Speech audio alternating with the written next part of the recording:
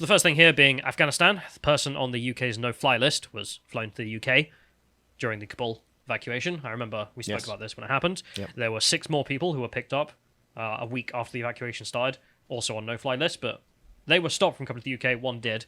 I love that the Home Office issued a statement saying the person was flagged in a rigorous checks of processes. Like, what? So you found out, and then you still flew them here to Birmingham. Whatever. Anyway, they also then ended up saying that they weren't interested in this person. It begs the question why he's on the no-fly list to begin with, but just swept down to the carpet.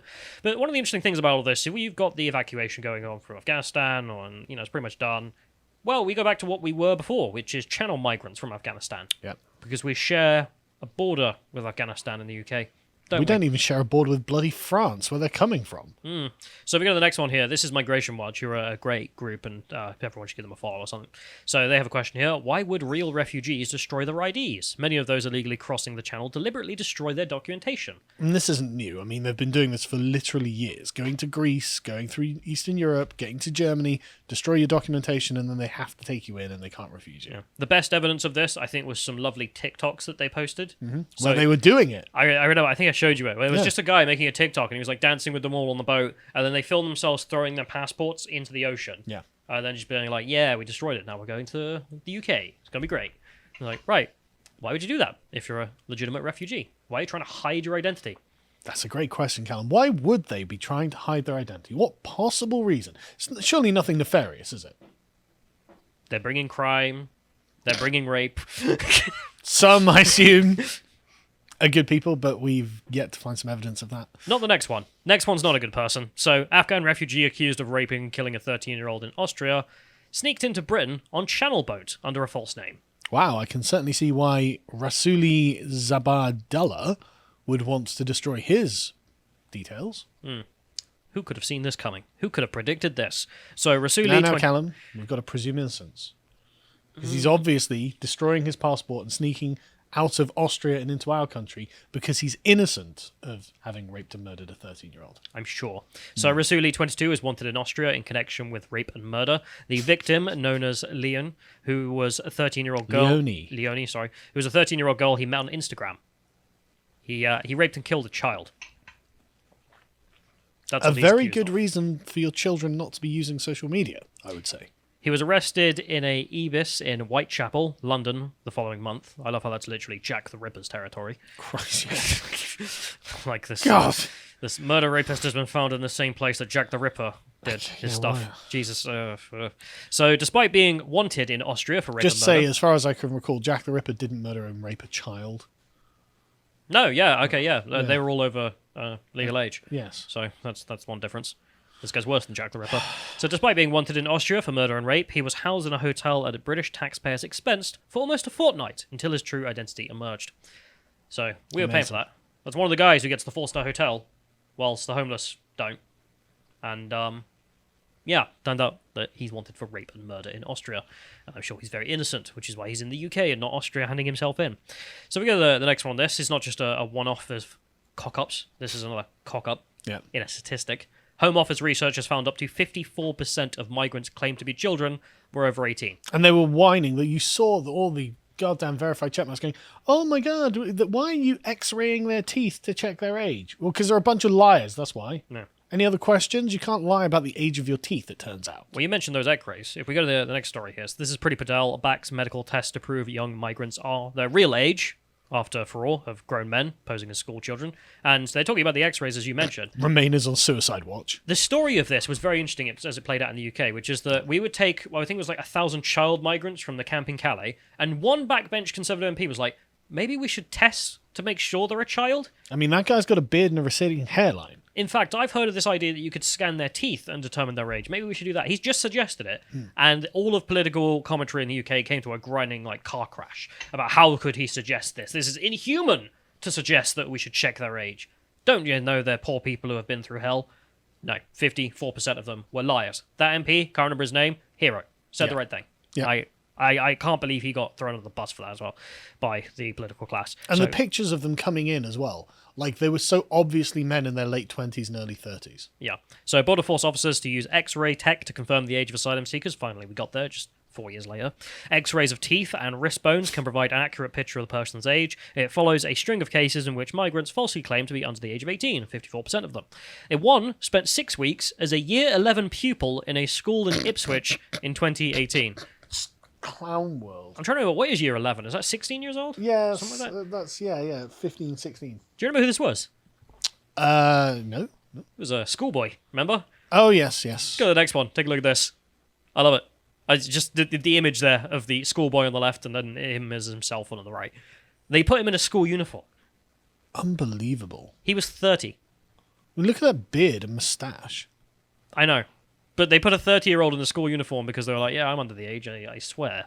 Well, we'll just believe him. I mean, he doesn't have any documents with him. Absolute meme. I don't know if they have it in here. I don't know if you can scroll down and find it, but there was students. The reason that image there, yeah, here's the Snapchat. They sent a Snapchat. There's a 13-year-old man in our maths class. Like, even the students saw through this. It was just like, why is there an old man in school uniform sat next to me learning about maths? God, how embarrassingly stupid this Yeah, is. this is how dumb our situation was. And, well, still is, really. Yeah. But at least they're now going to actually be checking the age through the x-rays. So if we carry on from this, there was been some furore in Parliament, yet again, about this. And this one, there was an MP who confronted Boris and talked about, well, we need to engage in direct action to send the boats back. Ooh, that's good appropriation of leftist terminology. Yeah, I'm quite impressed with that. Boris's response was, as you would expect the Prime Minister, which is to say almost nothing, except that we will do every tactic we can to deal with the situation. Like sending them back, Boris? Didn't address that question. But apparently I've been doing a little bit of the reading of the debate around the sending them back, because that's the obvious solution for most people. Turns out there's some weird legal stuff going on here. So if we go to the next one, this is a committee... the Home Affairs Committee talking about this, and this was Priti Patel getting grilled over it. And she said in the past it's to do with maritime law, the reason she can't send them back. And the weirdness in here, it eventually gets down to her arguing with this MP, and he keeps grinding it down to the point she just says, look, the French and us have the same treaty, and the French are just saying we interpret this differently. And he's like, right, okay, so what it is that, yes, we can send them back. The French do have an obligation to take them back, but the French government's just like, yeah, but what if we just say we interpret it differently and therefore don't do our jobs?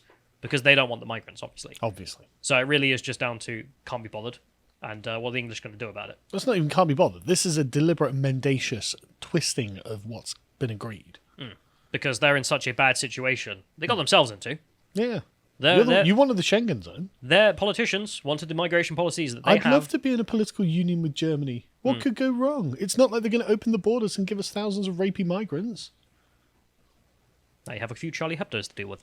Yeah. So they've had that situation, and I don't forget the French people at all. The French people have suffered under their politicians for long enough, let's say. But their parliament and their leaders are now stabbing us in the back and dragging us down with them for some goddamn reason. I don't know what to call it, to grieve. It is the future you chose. Anyway, so let's move on this. So the government is actually finally considering turning them back, but under very limited circumstances. So this is the update on this. So Home Secretary Priti Patel has reportedly signed off allowing Britain's border force, which up until now has been collecting boat migrants at sea and bringing them all the way to Britain. So instead, they are to finally begin doing so-called turnarounds following training from the Royal Marines. Sources have indicated in the Telegraph that it'll only be done in very limited circumstances, however. For example, when the migrant boats are considered to be especially seaworthy and turning them back is safe. As most migrant boats are flimsy dinghies, and their passengers can become aggressive when facing resistance from authorities, even threatening to throw their children into the water on some occasions. That was a real instance. It's okay, we can save the children.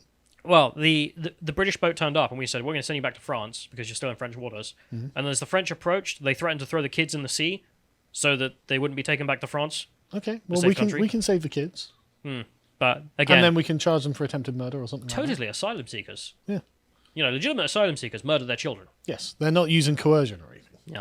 So it's questionable as to whether these turnarounds will ever end up happening, possibly in 0 cases. So there's that caveat to be included, which is right. But there was another MP in the Parliament who actually warned about the Taliban coming with the migrants. So we get the next one. What a surprise. You can get this. So this is Peter Bone, good guy. I quite like his contributions. Anyway, so we get the next one on this as well. You can see the migrants turning up, and yeah, as normal, not many women and children. Ah, yes, the traditional liberal value of salaaming on the beach And if the Taliban you've just arrived in a new country that you're not supposed to be in. And if the Taliban do want to come with them, there's nothing stopping them whatsoever. And also, this problem is only going to get worse and worse. I'm glad that we spoke about it. I think it was like a year ago when we had the green graph, if you remember. The green bar graph. If you go to the next one, Migration Watch have this. And if you scroll down, there's a graph, the bar graph. Keep going. There's one with like green and red bars. Just show like year upon year, this gets worse and worse. Yeah. You remember how the green graph used to look big? Yeah. Now it looks like a return to tradition. Return to the green. Yeah. So you can see there as well. They got 24,000 migrants who have come over these last few years, and probably on edge for 30,000 at the end of this year. God damn it. Fantastic. But this problem is not unique to just Britain, of course. It is a European-wide problem. Yes. So let's go to Sweden. Yeah. So Sweden is not really a serious country, and no one thinks it is. And what I find really amusing, I ended up...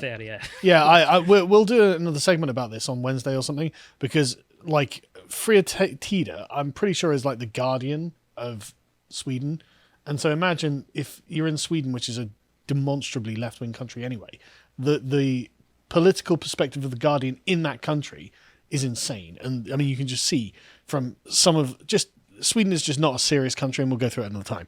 But I love this. So apparently they found that a study has showed that overseas adoptees, so immigrants, this has been run through Google Translate, have higher levels of mental illness than Swedes. So for some reason, the non-Europeans living in Sweden become mentally ill. And from dealing with the Swedes. Yes, I mean, probably, yeah.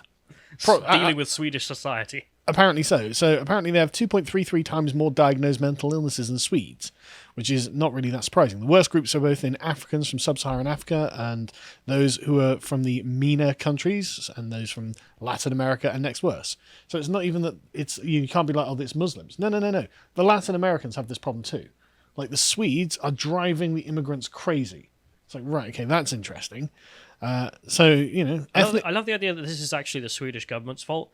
Like, probably. You know how they started recording rape statistics in a very weird way to try and cover up the rise in crime? I wonder if they're trying to like re-record mental illness in a weird way now. Like if you don't want your son to be transgender, you're mentally ill. Yeah, it could be. But I find it amusing. Ethnic Swedes who grow up in similar conditions usually feel very well throughout their lives, which the adopted non-Europeans do not. Those who have been adopted in Sweden do not have the same problem either, as in people who'd been born there, right? But it's the immigrants that have the problem. So anyway... I think that's just a really funny thing that I came across that I'll carry on with another time. But anyway, so what's going on with the European perspective on the migrants? Well, Turkey says no. Turkey, no. They also built a wall. Yes. They built a massive wall. So Afghans who managed to make the weeks-long journey through Iran on foot to the Turkish border face a 3-metre-high wall, ditches and barbed wire as Turkish authorities step up efforts to block any refugee influx, because they've still got like 4 million Syrian refugees they're busy threatening the European Union with. And so the Greeks have said no as well. We're not going to be threatened by you. I just love the Turkish attitude to that. We're going to build a big, beautiful wall, and there's a hole in the wall where you can come through legally. Yeah. But none of you are. But the Greeks are like, no, we're going to build a bigger, more beautiful wall. And it's going to have barbed wire on top. And gun emplacements. We're not having any of this, right? Greek-Turkish rivalry. Our wall's bigger than your wall. The Greek Prime Minister Kyriakos Mitsotakis, I'm probably pronouncing that wrong, says, I will say it again. We cannot have European countries who believe that Greece should resolve this problem alone and that it does not concern them at all because they can keep their borders tightly and hermetically shut. So the Greece has hardened its stance against the fencing migrant camps and completing a 40-kilometre, 25-mile-long fence along the Evros region on the Turkish border, which is really a massive wall. And he carries on saying, oh, by the way, this has drawn criticism from rights groups. Who cares? Yeah, the little, soy drinking, human rights defending wuss is just like, oh, but the migrants. They have nothing to do with human rights. Yeah, these people absolutely are nothing. the scum of the earth. Yeah. I find a lot of them usually are funded by like American leftists as well, which is a super weird aspect to it. Yeah. Like I imagine they're all funded by Soros. Let's be real. Right. Anyway. Some of them, yeah, but there's a really weird aspect to like an American leftist funding some group to try and make more migrants come to Europe. Yeah. That are illegal. Yeah. They have no right to be there. Yeah. Anyway, so Mitsotakis said, we have the infrastructure in the event that we are faced with a new wave. I will break and crush trafficking networks. Their potential customers will know that they could pay $1,000, $2,000 and not reach Greece. So basically return to 300 has become the Greek perspective.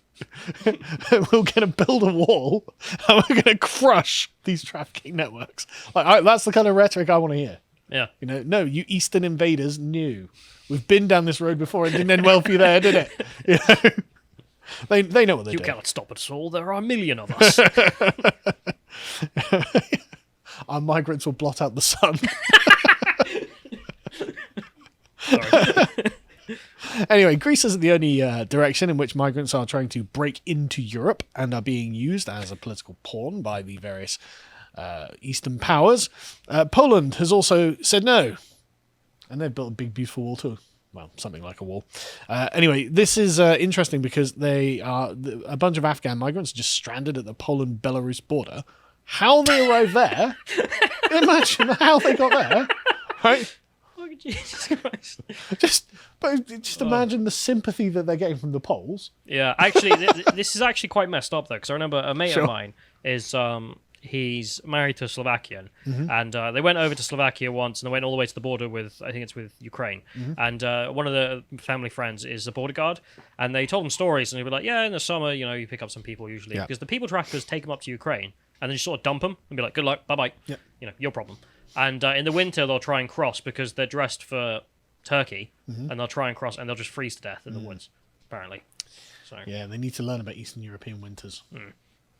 So, but the funny thing about this is the EU is accusing the Belarusian president Lukashenko of trying to destabilize the European Union by facilitating illegal immigration into these three countries. Oh, really? That's fascinating, isn't it? What was Angela Merkel doing? That's the question. So illegal, and what are these people coming across the channel doing? If not destabilizing Britain by the very same logic. I mean, they are accurately described. They absolutely are. And so at least we get a nice admission from the European Union that, once again, Britain was right about all of these things, and illegal immigration is a way of destabilising countries. The EU Commissioner for Home Affairs, Ylva Johansson, said Lukashenko's actions were in retaliation for sanctions imposed by the EU on Belarus in June after the brutal crackdown on opposition protesters in the street. And so they think that basically they're sending these refugees to Poland to try and get into the European Union. So Poland has announced plans to build a fence along its entire border with Belarus and double the number of troops stationed there, presumably mounted on horseback with wings as well. And they're not having any of it. So Poland is just saying, no, don't think so. And if you scroll down, you just see the picture. It's like, just no. Just we're going to stand here with our guns. You're going to sit there. Go up a bit. John, up a bit. Yeah, there we go. You're going to stand there. And we're going to stand here, and no one's moving anywhere. I love the idea that they pull up the trucks, they've got massive speakers, and they do just play when the Winged Hussars are just on blast. Yeah. And so there are migrants from Afghanistan who are stuck in Eastern Europe, which is not envious. I don't think I'd want to be a migrant stranded in Serbia. But then why did you go there? Sure, but being stuck in Serbia, well, obviously they were trying to get to Germany or France or Britain, but you get stuck in Serbia. Learn the local songs. I was going to say I can hear accordion music playing in the background. Of all the places in Europe, if you're a Muslim migrant to get stuck in Serbia, you're sweating bullets, man. Albania's next door. You can, exactly. I'm sure they'll welcome you. Well, maybe, but the thing is, as well, this is very interesting because this is a Reuters article where they interviewed 2 Afghans with links to U.S. forces who ended up in Serbia after fleeing the Taliban advance, are watching in dismay as the Islamist militants take over back home, saying the group cannot be trusted and they fear relatives left behind. They fled long before the Taliban took over. Yeah, Serbia's not close to Afghanistan. It's really weird. So 3 months ago, they left for their own security. So before the Americans had pulled out. It's before the Taliban took over, they fled. And now they're like, we're worried about our families. It's like, well then, why did you flee? You didn't decide to stop at any point when you got to Iran, or to Turkey, or to Greece, or to Macedonia. Well, none of those places are giving German money out. Yeah. Well, Greece is only taking it, so. Yeah, well, exactly. Greece are building a big, beautiful wall with it. And so, yes, these 2 chaps left because they were afraid of the Taliban, but I mean, maybe that was rather prescient of them. They made separate journeys across Iran and Turkey and ended up in a refugee camp in Serbia where they are stranded. Yikes. Me and my brother used to work for the US Army, and the family there are not safe because we cannot trust the Taliban. They're in hiding. Well, we'll just take their word for it, I suppose. One thing that they say, though, our government needed more help and they just left. The Americans pulled out. Your president fled. Because did you hear about the who the Afghan president was, his connections? He was a leftist university professor. They installed as the president of Afghanistan. Of course the Americans did that. It's mad. Why would you... This guy. Why this guy? And, of course, in sterling leftist fashion, he just fled with loads of money in bags. At least pick someone based, for Christ's sake. It's mad, isn't it? But anyway, so finally, there has been a petition in the UK to process immigrants offshore that you might want to sign. 17,000 people have signed it already. The proposal to process asylum seekers abroad is a humanitarian one and could combat people smugglers. Correct. This could ensure the United Kingdom receives only certified refugees at the end of the process and should be funded entirely out of the foreign aid budget, which it should. I mean, I don't know why we have a foreign aid budget anymore. I personally would get rid of it, but then I think Pakistan's had enough of our money. Yeah, I don't think they need any more gender studies either, frankly. So yeah, that's will be linked in the show notes. Definitely recommend you go and sign that. It would be nice to be able to get this to 100,000 signatures, because then it would be something they have to debate in Parliament. And I would love to hear the left-wing Labour perspective on why we shouldn't do that. I will say that there's the point in there that the government's responded there, because it gets one after 10,000 signatures. The Nationality and Borders Bill supports the potential future of processing asylum seekers outside the UK. And that's the one that passed that Priti Patel wanted to do, where she was like, send them to Rwanda. Yes. Process them there. Yes. And if they're true, they can come back, and if they're not, they can stay in Rwanda. Is Rwanda scarier than Serbia or not? I mean, they're both pretty terrifying places. But that's kind of the point. It's like, look, if you're legitimate, Rwanda's going to be better than the place you came from, surely, because you're going to be killed where you came from if you're a legitimate asylum seeker, right? Yeah. Oh no, you're not, are you? Yeah. Then you're not going to Rwanda, are you? But yes. So, and the thing is, though, keep signing this, because the more pressure we can put on the government in this regard, the more that the government is going to come to think, okay, not only are we trying to do this, but like there's a huge number of people, a large constituency in the country who are also very much in favor of this, right? And so everything about like politics is about perception. You have to make them think that they're surrounded by people who constantly think this all the time. And so sign these petitions.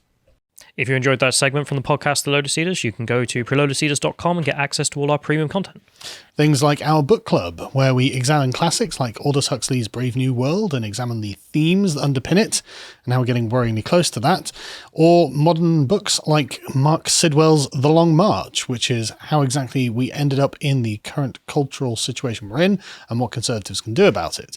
Or you can check out the other series we have, such as our Contemplation series, where Hugo and Josh decided to, in the latest one, have a look at an examination on the ways that other elections have been rigged for no reason at all.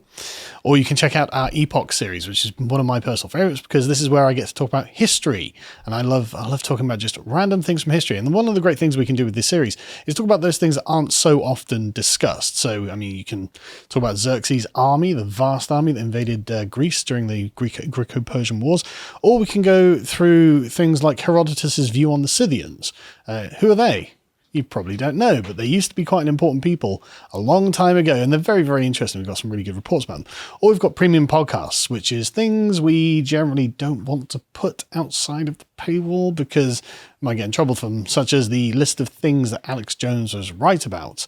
Or we do just very interesting discussions because there are things that we do lots of work on. Another one is that I'm particularly proud of is where Christopher Hitchens, the famous new atheist, would have fallen during the modern culture wars, because he probably wouldn't have been very woke. But we also have lots of interviews and articles and other things on the website that you can sign up to enjoy, and we're really proud of them. So if any of that sounds good to you, go over to lotuseaters.com and sign up for as little as £5 a month to support us, keep the show going, and also to get access to all the content. Thank you and goodbye.